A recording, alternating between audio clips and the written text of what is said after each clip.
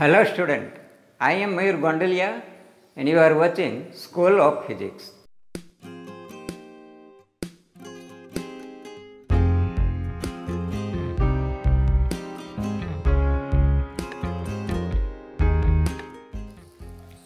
Student, today we will take one example on Fourier transform. Problem 1, Fourier cosine transform. The problem is, find the Fourier cosine transform of f of t is equal to e raised to minus 2t plus 4 e raised to minus 3t. The formula of Fourier cosine transform is fc omega equal to square root 2 upon pi integral 0 to infinity f of t cos omega t dt. Substituting the value of f of t, fc omega equal to square root 2 upon pi integral 0 to infinity into e raised to minus 2t plus 4 into e raised to minus 3t bracket over cos omega t dt. Expanding it, we write fc omega equal to square root 2 upon pi into this. Here we divided this bracket into two parts. Using standard integral formula for both the terms, that is integral e raised to ax cos bx dx equal to e raised to x upon a square plus b square into a cos bx plus b sin bx. If we compare this integral with this one, then here a equal to minus 2, b equal to omega and x equal to t. So, by applying this formula for this term, we have fc omega equal to square root 2 upon pi into e raised to minus 2t upon 4 plus omega square into bracket minus 2 cos omega t plus omega sin omega t and limit of integration 0 to infinity. Now, if we compare this integral with this one, then here a equal to minus 3, b equal to omega and x equal to t.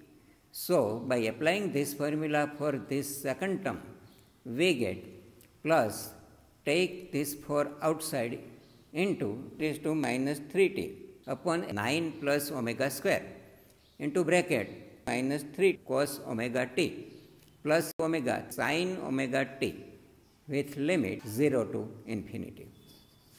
Now, substituting the values of limits, we get fc omega equal to square root 2 upon pi into bracket e raised to minus infinity upon 4 plus omega square into bracket minus 2 cos infinity plus omega sin infinity minus e raised to 0 upon 4 plus omega square into minus 2 cos 0 plus omega sin 0 plus 4 into bracket e raised to minus infinity upon 9 plus omega square minus 3 cos infinity plus omega sin infinity minus e raised to 0 upon 9 plus omega square into bracket minus 3 cos 0 plus omega sin 0 bracket over.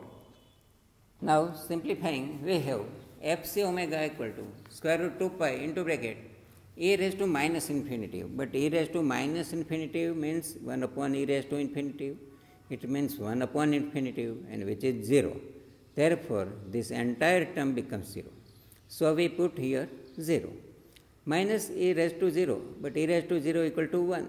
Therefore, we put here 1 upon 4 plus omega square into minus 2 cos 0.